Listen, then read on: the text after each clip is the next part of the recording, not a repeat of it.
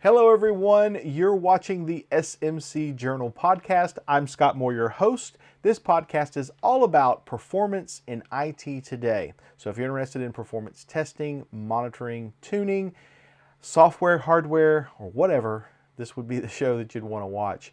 So let's get right into it today. We're going to be talking about HTTP version 3, and you're going to hear a lot of letters today. HTTP, TLS, TCP, UDP.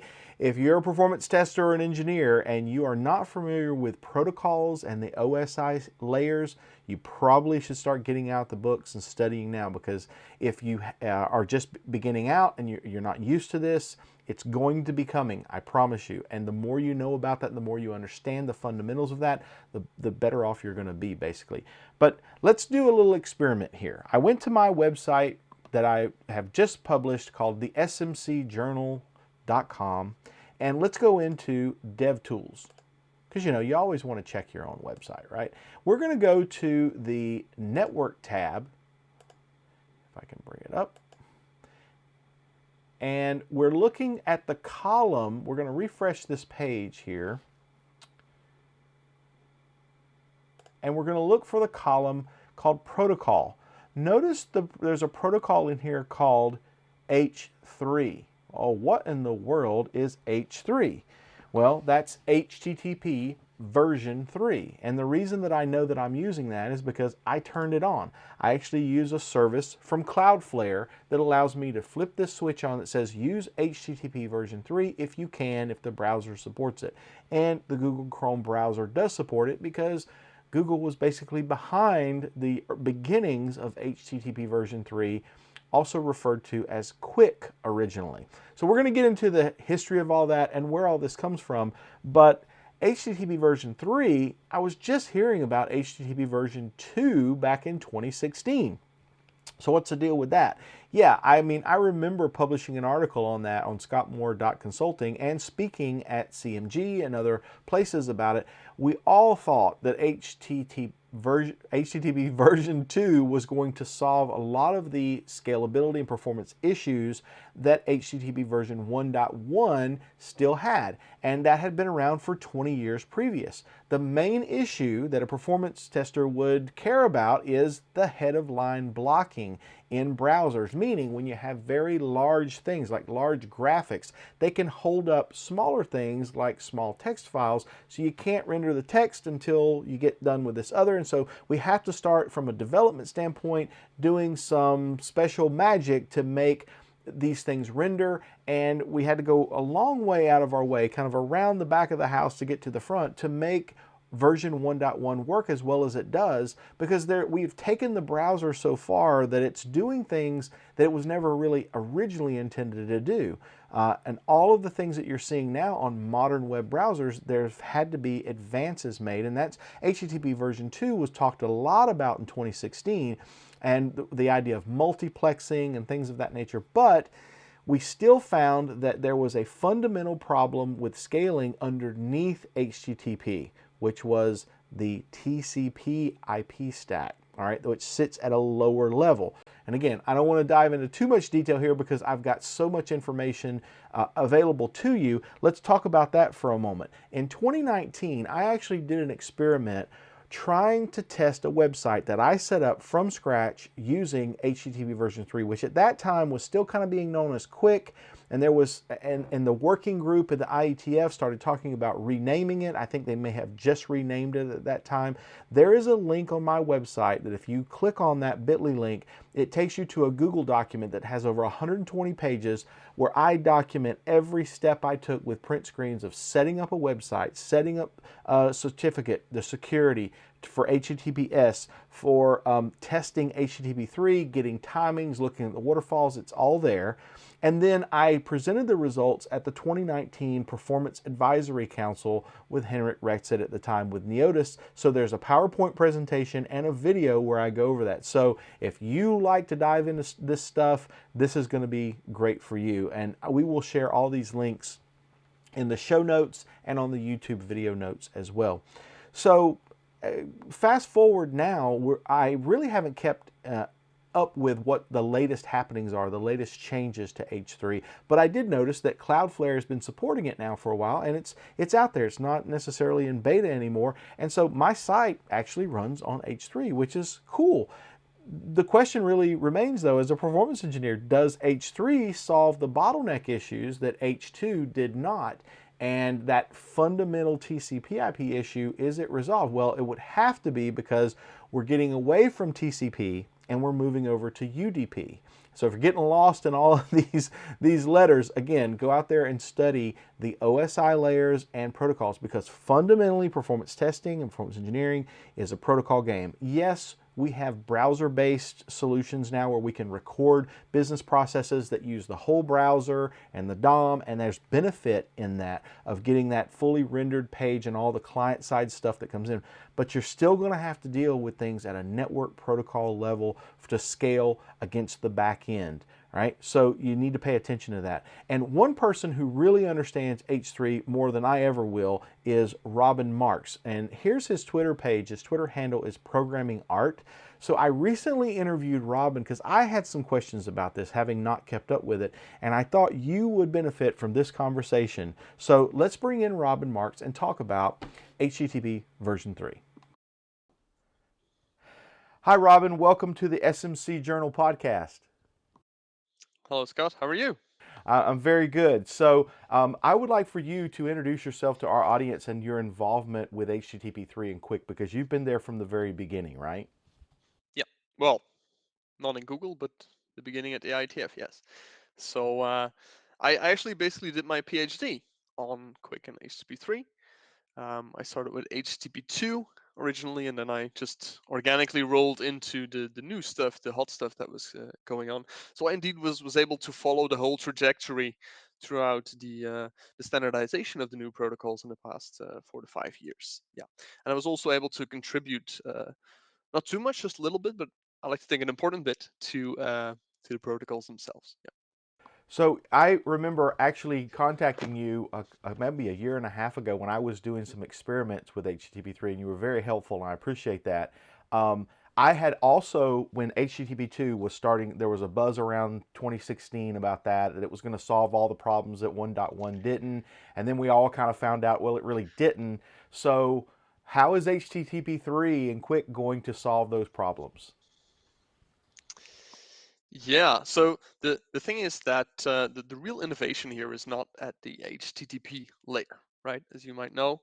So there we have a new HTTP version, number 3, but it's really not that different from HTTP 2 at the HTTP protocol, right? The real big differences are the layer beneath.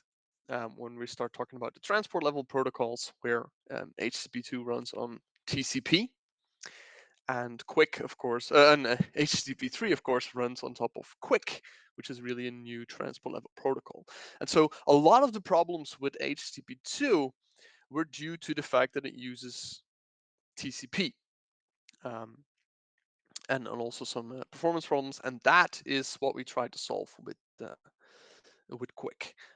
There were some other problems with HTTP2, of course, things like server push not really working as well as it could have. Server push is still in HTTP3, can still be used, even though most browsers are not going to support it. And then the other thing that is quite different on the HTTP layer is the prioritization um, aspect, right? I don't want to go into too much technical detail for people who don't want to know, but basically there was a system in HTTP2 that turned out to be very complex, and so it was often badly implemented in many HTTP2 stacks. And we've actually simplified that a huge amount for HTTP3. So it does the same thing, it's the same concept, the same feature, but it's implemented very differently, and we hope it will work a lot better with a lot less bugs this time around. So this is interesting because people do some research on QUIC and they realize this started out as something kind of experimental from Google, and then it kind of went to the IETF, and then it changed names. And I think there's a lot of developers and IT people who use technology all the time, but they don't really realize where some of the standards come from and how this gets to, like, how do we get to version 3 and who decides all of this. But you're part of that process, and I'd like for you to take a minute to explain to our viewers kind of how HTTP kind of will evolve into something that people will eventually use, and it will go into browsers and other technology. Yeah, so that's one of the most common misconceptions I read online is that Quick and HP3 is purely a Google thing, and Google has pushed this, and they've kind of strong armed everyone else to go in with their thing, and that's not true. Um, because the thing is, what happened is actually what the IETF. So the IETF is the Internet Engineering Task Force, which is kind of the organization that defines these protocol standards. Um, what actually happened is what they prefer, right? They don't want you to just come up, we have an idea for something we want, and then design it in the IETF, because that would take a lot of time, because there are maybe 20 different ways of doing this. So they prefer, like, let's say, let Google spend some money, spend some time trying stuff out, doing some prototyping on their stuff, and coming up with something that works at least at their scale. And then they bring it to the IETF for final standardization. And that's exactly what happened. And once it reaches the IETF, what is the IETF? The way you should see it is not like an official organization or anything. It's really just developers and technical people, engineers from the different companies that just come together in a single place, right? And so Google proposes Quick, and if people from, let's say, Microsoft, Facebook, Apple, Amazon find this interesting, which obviously they did, they will say, we will bring this into the IETF, and then we'll start collaborating on it as one big group, right? And Google, the Google engineers that originally developed it, become just one part of this very large group. And that is when things can really start changing. And this is very obvious with Quick. Quick is now, the concepts are very similar to what Google came up with, but the technical implementations are almost completely different. It's almost unrecognizable at the like implementation layer. Um, because all these other people had opinions on that. And the last thing I wanted to really mention about that to drive this point home is that, especially in the IETF, we have some very, very smart individuals from Mozilla, the creators of the Firefox browser, that are actually contributing to this. And I especially want to point out people like Martin Thompson and Eric Riscorla, who have done amazing work over the years on both TLS 1.3 and the Quick protocol, both which kind of, I wouldn't say evolved, but were inspired by Google's work. And so Mozilla had a huge amount of impact on what Quick and HP3 eventually became, even though it was originally a Google proposal. Interesting. And I actually did not know that until you just told me. Um, so this audience who watches this show are primarily made up of people who are in the performance engineering space, performance testers, site reliability engineers, and they have one focus: is how is this going to affect the performance of my applications? And typically, we're always thinking about the larger scale, like, do I have enough infrastructure to support it? But now we're getting down to the granular layer of how this is, and that's a butterfly effect, in my opinion. I really want to know, how is HTTP3 going to help me as a performance engineer make more efficient and resilient applications? Can you talk to that? Yeah, absolutely. So that's where I always try to be a bit down to earth. Don't promise too much, because, like you said, we were promised so much with HTTP2 and it failed to deliver. So I'm not going to do that for HTTP3. It's not like enabling it will suddenly change all of your performance metrics across the board. Sadly, but that's simply not the way it works. What you will see is a lot of changes at like the higher percentiles, right? The worst 10% of users, the worst 5% of users, and especially the worst 1% of users are going to notice a huge amount of difference because of these new protocols. The normal user, probably not so much, right? And there are many different performance optimizations, again, that work for the special cases. The one I would like to highlight for HTTP3 and Quick is the fact that they establish their connections quite a bit faster than TCP and HTTP2 would do, right? So you can save at least one and sometimes two or even three full round trips off of the connection startup time before data actually starts flowing, right? And that has to do with new features like the uh, the Quick Zero RTT and TLS session resumption. Again, you probably don't need to know how that all works. The point is, it's just going to be faster, and especially if you are not using a CDN, which you should. But if you're not, right, then you can have round trip times of like 100, 200 milliseconds. And if you can shave even one or two of those off, that's going to be quite tangible for a lot of your users, and especially those on the slower networks, right? So not a revolution, as I always say, but an evolution into the right direction, especially for people who are now suffering on traditional protocols. You know, I often have conversations with my other performance engineers, and it's like the fastest transaction is the one you never have to make, right? So if we can reduce those number of calls and the chattiness, I'm thinking that also really benefits mobile applications as well. So if you don't have to make all these additional calls across the wire, you're saving all of this time, and that multiplies very fast on large scale applications. So I'm also seeing, like, we just put out the new website smcjournal.com, and I'm going through and looking at all of the statistics in the dev tools, and I'm seeing a lot of H3 calls because we use Cloudflare, and we actually have a setting that says use HTTP3 when you can, using it, and it's been working very well for us. But now that tells me we're coming into an area of acceptance of HTTP3. You're starting to see it more. But what you did at the beginning of this broadcast was you just broadcasted a news flash that said, guess what? TCP is your problem. Now, that's that's going to come with mixed reactions from saying, okay, well, we've got TCP kind of built into a lot of stuff for many decades. So how are we going to get total acceptance and use of this when you're fundamentally switching from TCP to UDP? Yeah, exactly. Um, Still a big problem. I'm going to be honest there. The thing is, Quick is being adopted and pushed by so many of the bigger companies, right? It's not just Google, the Facebook, Amazon, like you said, Cloudflare, Akamai, Fastly, all the CDNs. They're moving all of that there. And the fact just that they represent such a huge amount of overall internet traffic, right? The most of the traffic comes from these big companies, means that we will have a very high Quick and HTTP3 adoption almost from the start. And that's what we're seeing now. I think right now, if you look at some of the Cloudflare numbers, they're at 25% of all the different connections are HTTP3, and that will only go up. But I think it will only go up to, let's say, 50, maybe 60%. And then it will stop. It will stagnate for a very, very long time until, like you say, other smaller companies, smaller deployments actually catch up. Because there are a lot of deep technical and security issues in doing a proper quick deployment.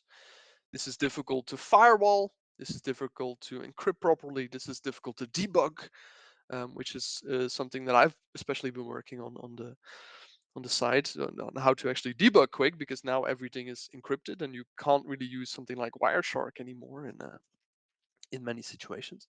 Um, but so a lot of deployments, like you say, will struggle to catch up, and that will take years and years, I think, until all the existing stacks, the existing firewalls, the existing uh, um, the existing software applications have been updated to deal with that.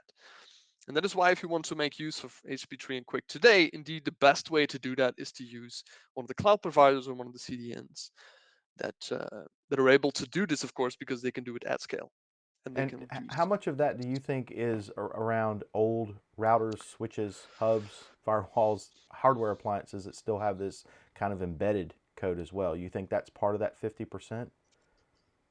Yeah, but I don't think that's a real reason for that, because if ultimately Quick is just UDP, it runs on top of UDP. So if your old device supports UDP, then it's fine. The main problem is that most people don't just want to open up any UDP port on their firewall and let everything through, Right. because that could be, quite insecure. And so the moment you want to start firewalling Quick or doing deep packet inspection on Quick and, all the fancy stuff that enterprises like to do nowadays, that becomes very, very difficult, You right? mentioned that you've been working in the area of debugging it, and I know that you've worked on a couple of projects that people are using. You want to mention any of those, especially ones that are tracing the round trips and where it goes? Yeah. So the thing is with like I said, Quick is fully encrypted, and so you can still use Wireshark. Wireshark is still a good tool, but you need the decryption keys. So you can't just take like a networked and any dump of the network traffic and start looking at what happens. Like with TCP, you need the keys.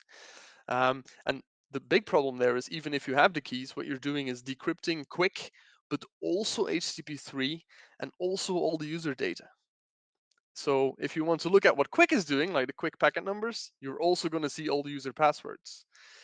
And that's what you really don't. The alternative approach is to, instead of using network traffic directly, is to log all the necessary protocol information at the endpoints. So you have browser logs and you have server logs, and they only log the Quicken HTTP3 protocol stuff, not the passwords. Hopefully, right? But that is a fundamental departure from how we work with TCP dumps, how we work with packet captures. You need new tools, new formats, new ways of expressing these logs and debugging protocols, and that's exactly what I made. So I have two projects, one of which is called QLog. So it's a logging format that browsers and servers can use, which is now being made into a standard at the IETF. So we're working on that. There will be an RFC somewhere in the next year, hopefully.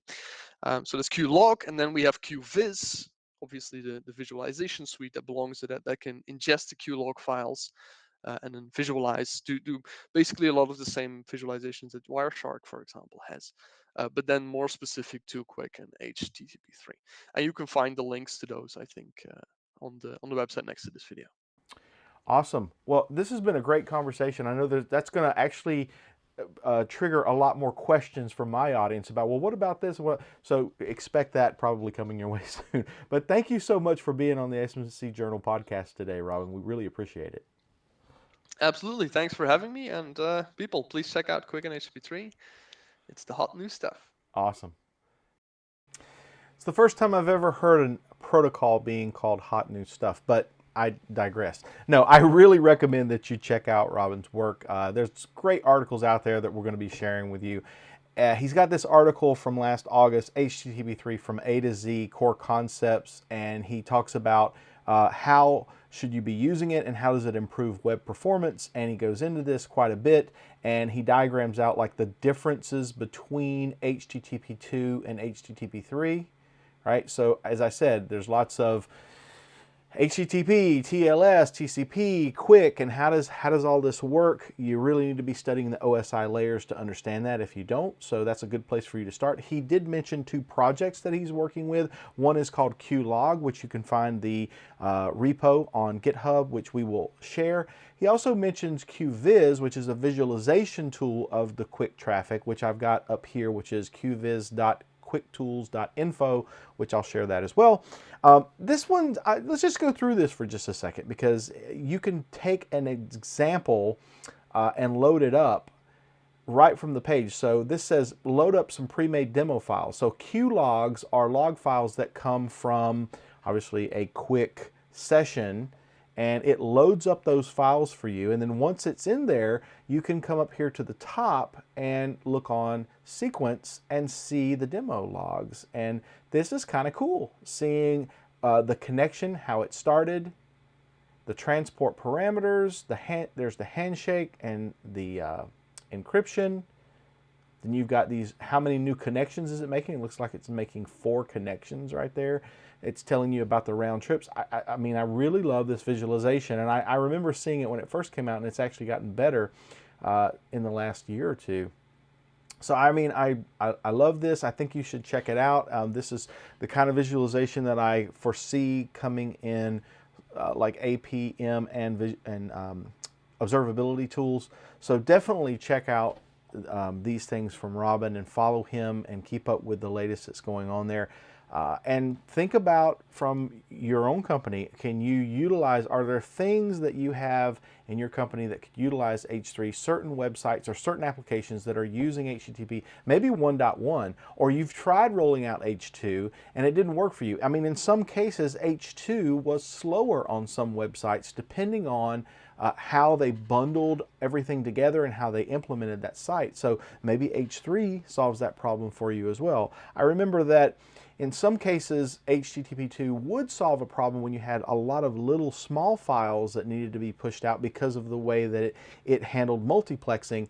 And the way people got around redoing their whole website, where they would just put a proxy, an H2 proxy in between the 1.1 version and the client, and they would just push everything through H2 and then do a lot of caching, and it would actually really speed things up. So that may be something that you're interested in checking out. But what do you think about all this? I mean, this is cool stuff if you ask me. Let's talk about it. You can always reach me at scottmoore.consulting, and there's my LinkedIn profile URL, as well as my Twitter handle, which is @LoadTester. Would love to hear from you. Have you subscribed to the YouTube channel? You can do that and keep seeing all the latest episodes that come out from this show every Tuesday and Thursday, as well as my Performance Tour show. And you can reach out to me through email, and we can talk at help@scottmoore.consulting as well. I'd also like to thank our wonderful sponsors for making this show so that I can do this full time and bring you this type of interview and this content. I hope you enjoy this. I really enjoy it. But thank you so much to Micro Focus, the makers of LoadRunner Professional, Enterprise, and Cloud, and don't forget LoadRunner Developer.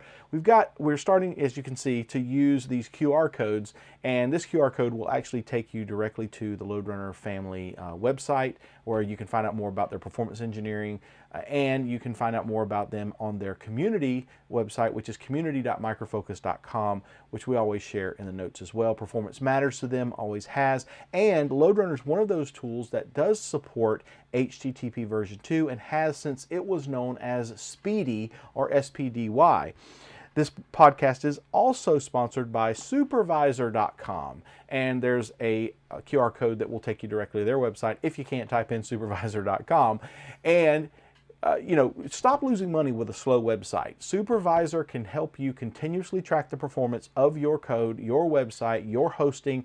It can help you predict your page load speed with high user volumes with an easy one-click load testing solution. You can find out more at Supervisor.com.